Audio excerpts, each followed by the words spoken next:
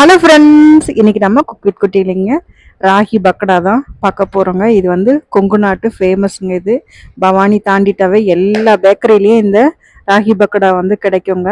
இது வந்து ஈவினிங் ஸ்நாக்ஸாகவும் சாப்பிட்லாங்க. இல்லை ரசம் சாப்பாட்டுக்கு, சாம்பார் சாத்துக்கெலாம் தொட்டுக்கிறதுக்கும் வச்சுக்கலாங்க. இதுக்கு நான் கடையில் கிடைக்கிற ராகி மாவு தான், இன்ஸ்டன்ட் ராகி மாவு இருக்கு இல்லைங்களா, அதுதான் எடுத்திருக்கேங்க. இது வந்து உங்களுக்கு எவ்வளோ தேவையோ அவ்வளோ எடுத்துக்கோங்க. நான் ஒரு எல்லாம் அந்த ராகி களி செஞ்சது போக கொஞ்சம் கொஞ்சம் மீதி இருந்ததுங்க. அதெல்லாம் ஃப்ரீசர்லேருந்து எல்லாம் எடுத்து ஒன்றா சேர்த்து இது ஒரு 1/2 கிலோ கிட்ட வருங்க. அதெல்லாம் ஒன்று சேர்த்து செய்கிறேங்க. இது கூட வந்து உப்பு சேர்த்திக்குவோங்க. இது கூட வந்து என்னென்ன பொருளாக சேர்த்துறோங்கிறத பார்க்கலாங்க. கொஞ்சமாக பெருங்காயத்தூள் போட்டுக்கிறோங்க. உப்பு, பெருங்காயம், ராகி மாவு இது வரைக்கும் சேர்த்துருக்கோங்க. இப்போ காரத்துக்கு வந்து தனி மிளகாத்தூள் சேர்த்துக்கிறோங்க. மிளகாத்தூள் வந்து இதுதான் காரமேங்க. பச்சை மிளகாவும் வரமிளகாவும் நம்ம சேர்த்த போகிறோங்க. ஆனால் அதெல்லாம் விதையை எடுத்துட்டு போடுறதுனால அதில் காரம் இருக்காதுங்க. இப்போ நான் வேர்க்கடலை கொஞ்சம் தட்டி வச்சுருக்கேங்க, கொஞ்சம் பொட்டுக்கடலைங்க. அப்புறம் பூண்டு வந்து பாருங்கள், வேர்க்கடலை வந்து சும்மா 1-2 அப்படியே கொலைக்கல்லில் வச்சு அப்படியே சும்மா சும்மா தட்டி வச்சுருக்கேங்க. அப்புறம் பொட்டுக்கடலை கொஞ்சம் போட்டுக்கிறேங்க. இது ஒரு கை பிடி இருக்குங்க, அவ்வளோதாங்க. அப்புறம் பூண்டு வந்து ஒரு 20-25 பல் வந்து சின்ன பூண்டு தாங்க. அதை வந்து அப்படியே தோலோடையே வாஷ் பண்ணிவிட்டு அதையும் தட்டி வச்சுருக்கேங்க. 1-2 அப்படியே தட்டி வச்சுருக்கேங்க, தோலோடையே தட்டி வச்சுருக்கேங்க. அப்புறம் பச்சை மிளகா பாருங்கள், இதை வந்து கொஞ்சம் கூட விதை இல்லாமங்க கட் பண்ணி வச்சுருக்கேங்க. விதையெல்லாம் எடுத்துட்டு அதையும் வந்து கட் பண்ணி வச்சுருக்கேங்க.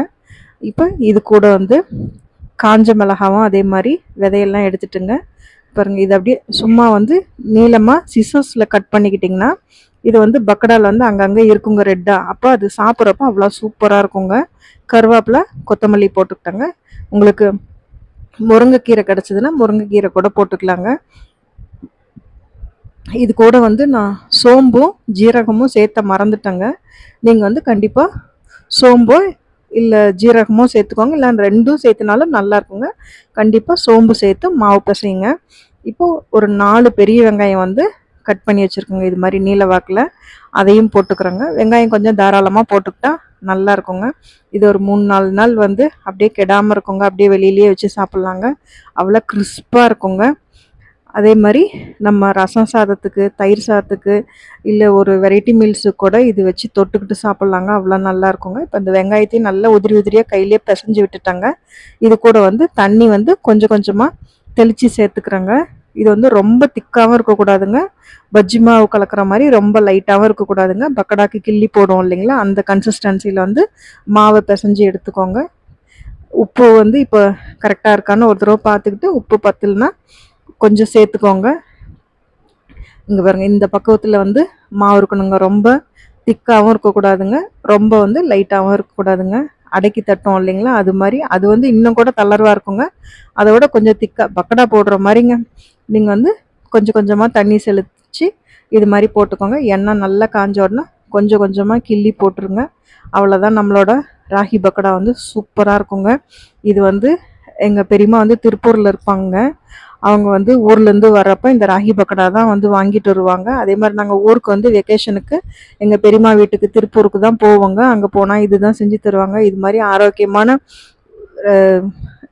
டிஷ்ஷஸ்லாம் நம்ம சாப்பிட்டனால தான் இன்னும் நமக்கு முடி நரைக்காமல், அதே மாதிரி இன்னும் நம்ம நல்லா இருக்கோங்க. நம்ம பசங்க வந்து கொஞ்ச நேரம் வெயிலில் நின்னா கூட அவங்களால வெயில் தாங்க முடியறது இல்லைங்க.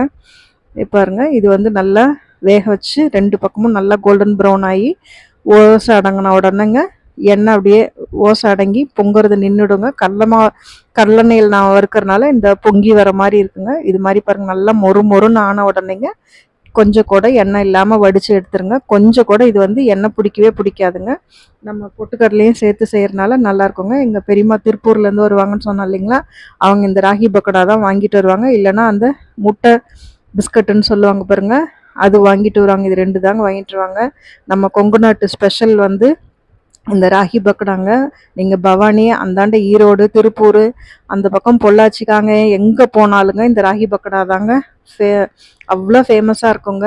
எல்லா பேக்கரியிலையும் கண்டிப்பாக இந்த ராகி பக்கடா வந்து இருக்குங்க. நான் சொன்ன மாதிரி இந்த பச்சை மிளகாவும் காஞ்ச மிளகாவும் இந்த பக்கடாவோடு சாப்பிட்றப்ப ஆஹா, அப்படி ஒரு டேஸ்ட்டாக இருக்குங்க. கண்டிப்பாக காரமே இருக்காதுங்க, ஆனால் டேஸ்ட் வந்து சூப்பராக இருக்குங்க. ரெசிபி பிடிச்சுன்னா நீங்கள் ட்ரை பண்ணுங்க.